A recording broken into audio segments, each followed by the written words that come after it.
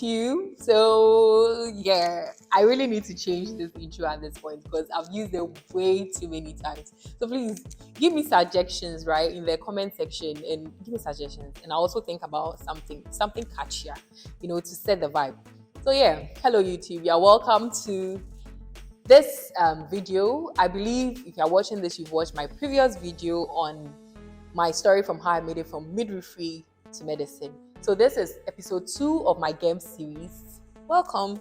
Yes, and actually in the very first episode of my story time, it's doing very well. As at now, we have about 700 views.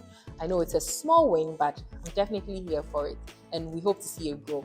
So after that video, I had a lot of comments, and even more importantly, I had a lot of people messaging me to ask more about how you can make it into the graduate entry medical program, GEMP for short. And that is the reason why I'm doing this video today. So keep watching. In this video, we are going to be talking about the requirements for making it into the graduate entry medical program, GEMP for short. And we're going to be looking at 4 very important aspects. The first one being the eligibility criteria. Then we look at the particulars that you need for application. Then we go to the access course and to the interview.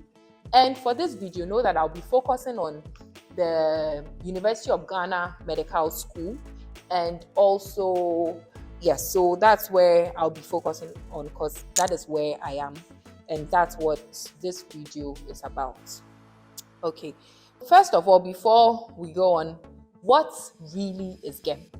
So I've said it so many times, you should know by now, you should be rattling with me by now, but GEMP stands for Graduate Entry Medical Program, GEMP. And it's a 4-year program that leads you to the award of a Bachelor in Medicine and a Bachelor in Surgery. And it's structured this way. The first 2 years, you do your clinical sessions, which involves teaching, learning, lectures, everything. And then in the last 2 years, you'd be doing more of the ward work, which is clinicals, going to the ward, shadowing doctors, etc. So that's basically what GEMP is, what the 4-year program is about. And this program, though it's a postgraduate program, is done on full-term basis, being that it's a postgraduate undergraduate program. Postgraduate because you have to have finished a first degree before applying to GEMP. That is a requirement. And undergraduate because when you are done, you'll be given an undergraduate certificate. So that's it about GEMP. And please, mind you, if you see me looking down, it's because I have my laptop down here. I have notes on this subject. I wrote everything down so that I will not leave any important details out of this video. All right. So yeah, so that's basically what GEMP it's about, and it's 4 years, as I said, and you start at level 300. So you start at level 300 and then you go on to level 600 and then you're done with medicine. So it's more like instant medicine, or what do you say? Yeah, so that's about it. And then I personally like to think about GEMP as a second chance at medicine. Second chance because probably for one reason or the other, you are not able to do medicine immediately after a senior high school. So you can go on, do another course, and after the course, you come back to do the graduate entry medical program and then still come out after 4 years as a doctor, as a general practitioner for that matter. Yes, so we now go on to the eligibility criteria. There are 3 important things that make up the eligibility criteria. So the first one being that, 1, you have to have a Bachelor of Science degree from a selected number of programs, which I'll list shortly. And not just that, you have to have passed that degree well. And they qualify it as a good pass. And a good pass here means that you had a second class lower or above. So if you had a second class lower or a second class upper or maybe a first class, then you qualify for GEMP. So anything lower than a second class lower, you don't meet the eligibility criteria for GEMP. So the courses that are allowed, so let me say the selected courses are: 1, if you read biological sciences; 2, biochemistry; 3, chemistry; 4, physician assistantship; pharmacy; nursing; nutrition; dietetics; food science; biomedical engineering; laboratory sciences; physiotherapy; and radiography. Those are the allowed courses that make you eligible to do the GEMP. So there's something also that is added. It's that graduates whose courses are not listed should not apply. Graduates whose courses are not listed should not apply. So look through the selected courses. If your course is not there, you shouldn't be applying because you are not eligible.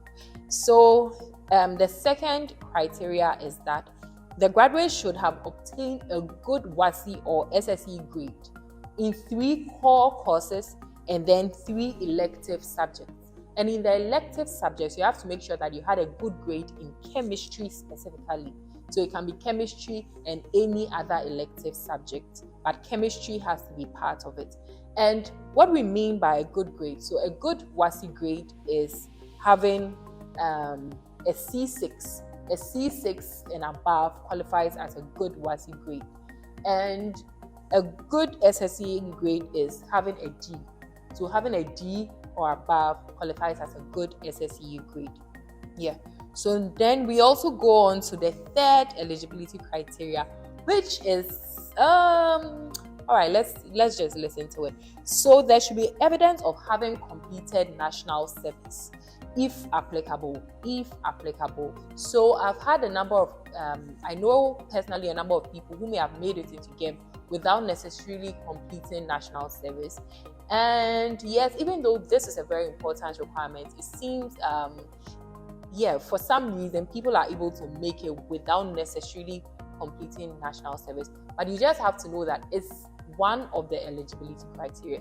So it's always best to have it, just in case it matters so much, than to ignore it and then maybe come in and find out that it actually really, really matters. So that is the third eligibility criteria, which is evidence that you've actually completed your national service, if applicable. So those are the 3 eligibility criteria. So now you've probably checked all these 3 boxes. You are eligible. Now we go into the application process proper. So now you have applied to the program. You met all the 3 eligibility criteria. And it's now time for the application proper. So for the application proper, it is done by picking up an e-voucher. Mind you, this video or this application process is for Ghanaian students, which is the focus of this video. So first of all, you pick up an e-voucher. The e-voucher costs 200 cedis. Okay, and then you can pick it up from the following banks. So we have EcoBank, HFC Bank, Agricultural Developmental Bank, Ghana Commercial Bank, Zenith Bank, Merchant Bank, Consolidated Bank of Ghana. Then we have Prudential Bank and then Fidelity Bank as well. So these are the banks that you can pick up the e-voucher from and then apply online first. So I'll put in the link in which you can tap on to apply from there. So you tap onto that link. It will be in the description box, and then it gives you the virtual application form, and then you fill that form, and then you would submit the form online and also print your proof of registration from that form as well. So after you fill the form, it shows you an option to print out your proof of registration. So you print out that proof of registration, and then this will take me to the next step in the application process, which is the application particulars. Okay, so now you are done with your online application, but you have to do the manual application as well. So for the manual application, you have to attach the following documents and then submit it to the campus in Korle Bu. The medical school campus for the graduate entry program is in Korle Bu, so you deal with Korle Bu directly. So you come to Korle Bu, and when you are coming to Korle Bu to submit, the things that you have to bring along are 2 recent endorsed passport size photographs. Okay, so it's supposed to be endorsed, but you can hold off the endorsements till you are at the place to submit, at the place where you have to submit, because there you redirected as to what exactly to endorse the passport picture with. So in my time, we had to endorse with our names, our signature, and I think the date that we brought in the passport picture. but I think that is subject to change. So just hold off with endorsing it, and then just make sure you come along with 2 recent passport size pictures. Secondly, you need 2 endorsed recommendation letters from 2 referees from a relevant academic institution. So you could be like the institution that you completed your first degree in. So you go back, if there are 2 lecturers who taught you, whoever is relevant in the institution, and then can write a recommendation letter for you, just saying that, oh, you've been a good student, you've shown interest in coming into the program, and then they believe that you do well in the program, etc. So that's how the recommendation letter goes. Then you also add a copy of your certificate. Here is your senior high school certificate, and then also the certificate from your first degree. You make a copy and then bring them. And then you attach your original transcript. So not a copy of your transcript, but your original transcript, you attach it as well. Then you bring a copy of a recent past 6-month bank statement and other financial instruments. Okay, so you have to add a copy of a bank statement in a 6 months, and preferably this bank statement should be that of your parent or your guardian, or I'll talk more about this bank statement when I'm talking about preparation for the interview, which is a video that I want to do for this GEMP series. Let me know if you'd appreciate that video. So yes, you need a copy of your recent past 6-month bank statement. Then you'd also need a letter of support from your sponsor, okay, and the letter should state that they are ready to pay all the fees, and also give a detailed information of their present work status as well. Then, as I said, the online proof of online registration that you printed out, this is the time where you would attach it to the document. And then also, if you have your NSS certificate, you also attach it. Please note that the document submitted will not be returned to you. That is why for something like your senior high school certificate and then your first degree certificate, you have to give a copy and not the original, because it will not be returned to you. So I'll list all the documents that you have to have, so you can screenshot this part of the video to make sure that you would actually get all those documents and then attach it to the application that you're making. So yes, after you gather all these documents, then you submit it manually to Kolebu. You submit it to the Academic Affairs Office inside Kolebu. So then that is it for the application process. Now we come to the access course. So now what happens is, after you submit your application, okay, your application will be processed, and then after it's processed, a number of students will be shortlisted. Will be shortlisted based on if your application, if you met all the eligibility criteria, and then if you had all the documents that you had to attach to the application, you will be shortlisted. Okay, so after you submit your application, you can be checking the University of Ghana website. There will be a list of all the students that have been shortlisted to the next stage of the GEMP application, which is the access course. So once you are shortlisted, you would have a chance of going or applying for the access course. So the access course, in my time, it was a 2-week program where we were taught on the things that would be assessed or examined on. So the things that would have to write the entrance examination on, we were given. It's a crash course, okay, very intensive course, okay, where you'll be taught like the things that will come, how to answer the questions, things like that, to prepare you for the entrance examination. So personally, I recommend it because it really helped me to focus and know exactly what I should be studying for the entrance exam. And this year is going for a course of 2,500 Ghana cedis. So after you are shortlisted, then you go on and then you can pay for the access course. Yes, but I know that the access course is not compulsory, so you can opt to not do the access course. but I don't know if it's still that way, but I think it's still that way. It's not compulsory, so you can either apply for it or not apply, and then wait till the time of the entrance exam and then come and take the entrance exam. But know that I would recommend that you apply and then attend the access course. Okay, so the after you apply for the access course, you'd have to make payment at the bank. Okay, so any of the banks that are listed above, or any bank that you are directed to by the school to make payment for the access course. So the courses that the access course will cover include English language, quantitative methods, physics, chemistry, biology, cellular and molecular biology, and then also anatomy, pharmacology, and then physiology. So you'll be taught imagine being taught all these things, and trust me, they are going to teach you in detail. So you'll be taught all these things in a space of 2 weeks. So you'd have to be prepared to really apply yourself.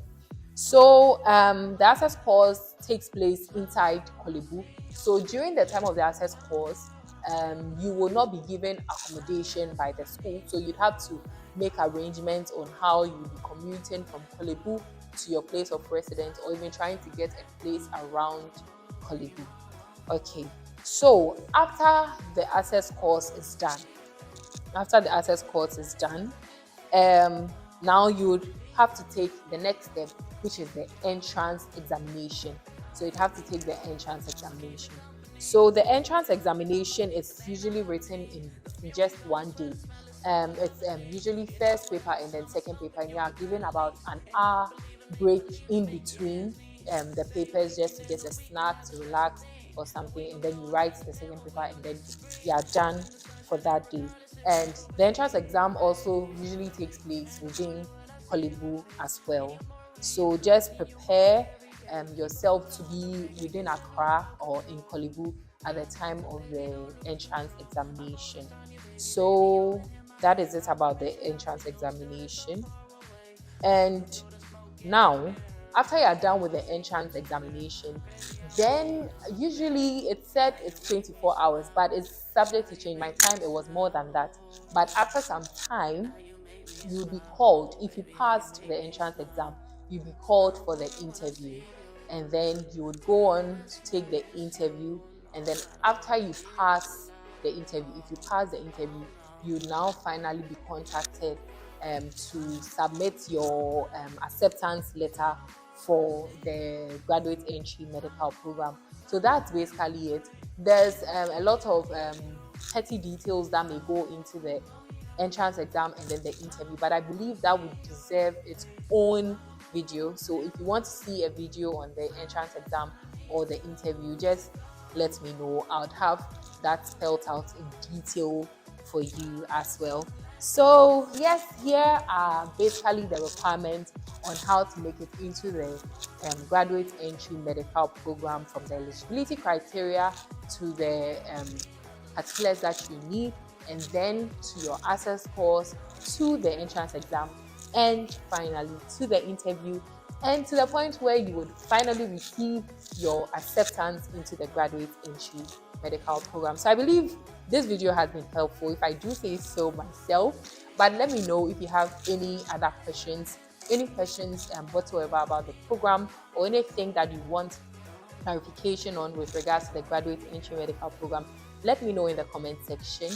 And also find me on all my other social media platforms: Instagram, Twitter, Snapchat is the same name, Jifa Kodute. Let's get interactive. So this is the end of the video, and I hope it's been interactive. So aside contacting me on all my platforms, I'll also insert information for the GEMP office, which is, yes, information for the GEMP office in Kolebu will be inside the description box, so that you can directly call the office as well if you have any other concerns or you want to make any clarifications. And thank you so much for watching the video up to this point. If you've watched up to this point, I don't see any reason why you are not clicking on the subscribe button, you are not liking, you are not sharing. Like, you should be sharing. All right, so yes, I wouldn't take too much of your time. Thank you so much for watching my video, and until next time, see you guys. Bye.